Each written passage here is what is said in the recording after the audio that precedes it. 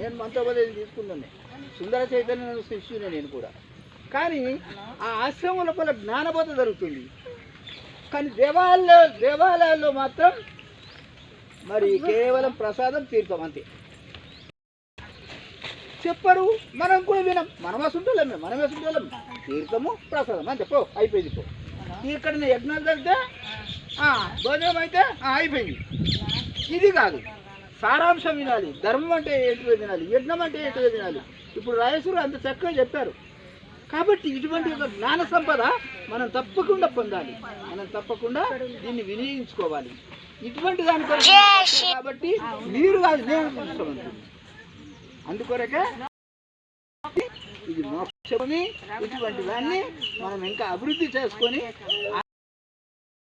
స్థాయికి ఎదగాలని చెప్పేసి మరి మా శ్రీహరి గారి మరి ధన్యవాదాలు చెప్తూ, మరి వచ్చినందుకు మీ అందరికీ ధన్యవాదాలు చెప్తూ మళ్ళీ ఇంకా వేరే విషయాలు చెప్పుకుందాం.